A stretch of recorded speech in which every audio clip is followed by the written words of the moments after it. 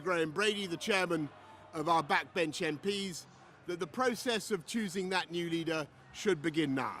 And the timetable will be announced next week. And I've today appointed a cabinet to serve, as I will, until a new leader is in place. So I want to say to the millions of people who voted for us in 2019, many of them voting Conservative for the first time, thank you for that incredible mandate, the biggest Conservative majority since 1987, the biggest share of the vote since 1979. And the reason I have fought so hard in the last few days to continue to deliver that mandate in person was not just because I wanted to do so, but because I felt it was my job, my duty, my obligation to you to continue to do what we promised in 2019. And of course, I'm immensely proud of the achievements of this government, from getting Brexit done to settling our relations with the continent for over half a century, reclaiming the power for this country to make its own laws in Parliament, getting us all through the pandemic, delivering the fastest vaccine rollout in Europe, the fastest exit from lockdown, and in the last few months, leading the West in standing up to Putin's aggression in Ukraine. And let me say now to the people of Ukraine that I know that we in the UK will continue to back your fight for freedom for as long as it takes. And at the same time, in this country, we've been pushing forward a vast program of investment in infrastructure and skills and technology, the biggest in a century, because if I have one insight into human beings, it is that genius and talent and enthusiasm and imagination are evenly distributed throughout the population, but opportunity is not. And that's why we must keep levelling up, keep unleashing the potential of every part of the United Kingdom. And if we can do that in this country, we will be the most prosperous in Europe. And in the last few days, I've tried to persuade my colleagues that it would be eccentric to change governments when we're delivering so much, and when we have such a vast mandate, and when we're actually only a handful of points behind in the polls, even in mid-term after quite a few months of pretty relentless sledging, and when the economic scene is so difficult domestically and internationally. And I regret not to have been successful in those arguments, and of course it's painful not to be able to see through so many ideas and projects myself.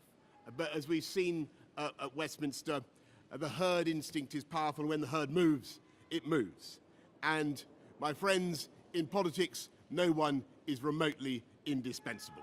And our brilliant and Darwinian system will produce another leader equally committed to taking this country forward through tough times, not just helping families to get through it, but changing and improving the way we do things, cutting burdens on businesses and families, and yes, cutting taxes, because that is the way to generate the growth and the income we need to pay for great public services. And to that new leader, I say, whoever he or she may be, I say I will give you as much support as I can. And to you, the British public, I know that there will be many people who are relieved, and perhaps quite a few who will also be disappointed. And I want you to know how sad I am to be giving up the best job in the world. But them's the breaks. I want to thank Carrie and our children and all the members of my family who have had to put up with so much for so long. I want to thank the peerless British civil service for all the help and support that you have given our police, our emergency services, and of course our fantastic NHS, who at critical moment helped to extend my own period in office, as well as our armed services and our agencies that are so admired around the world, and our indefatigable Conservative Party members and supporters, whose selfless campaigning makes our democracy possible. I want to thank the wonderful staff here at Chequers, here at Number 10, and of course at Chequers, and our fantastic prop force detectives, the one group, by the way, who never leak. Above all, I want to thank you, the British public, for the immense privilege that you have given me. And I want you to know that from now on until the new Prime Minister is in place, your interests will be served and the government of the country will be carried on. Being Prime Minister is an education in itself.